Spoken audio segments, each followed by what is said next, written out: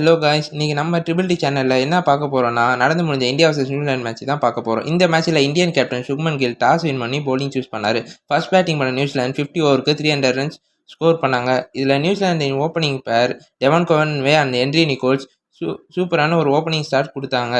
இதில் டெவன் கான்வே 67 பாலுக்கு 56 ரன்ஸும், Henry Nicholls 69 பாலுக்கு 60 ரன்ஸும் அண்ட் நியூசிலாந்து ஆல்ரவுண்டர் மில்லாட பேட்ஸ்மேன் டாரின் மிச்சில் 71 பாலுக்கு 84 ரன்ஸ் ஸ்கோர் பண்ணி ஒரு நல்ல டார்கெட் போஸ்ட் பண்ண ஹெல்ப்ஃபுல்லாக இருந்தார். இது இந்தியாவுக்கு பிக் அவுட் தி போலரா முகமது சிராஜ் 8 ஓவருக்கு 40 ரன்ஸ் கொடுத்து 2 விக்கெட் எடுத்து எக்கானமி ஃபைன் சூப்பராக பவுல் பண்ணியிருந்தார்.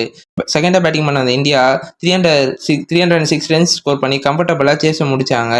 இதில் இந்தியாவுக்கு கம்பேர் கொடுத்த Indian captain Shubman Gill 77 ball 56 ரன்ஸும், வைஸ் கேப்டன் ஷேஸ் ஐயர் 49 பால் 47 ரன்ஸும் ஸ்கோர் பண்ணார். அனதர் டைம் ரன் சேஸ்னு வந்துட்டா இவரை பற்றி பேசாமே இருக்கவே முடியாது. King Kohli the chase master 93 ரன்னுக்கு அவுட் ஆனாலும் second highest international run score பண்ணியிருக்காரு. ஆனால் அதுக்கு சந்தோஷப்படுறதா இல்லை 93ல் அவுட் ஆகிட்டா வருத்தப்படுறதா தெரியல. விடுங்க விராட் கோலி ஃபேன்ஸ், இன்னும் 2 மேட்ச் இருக்குது.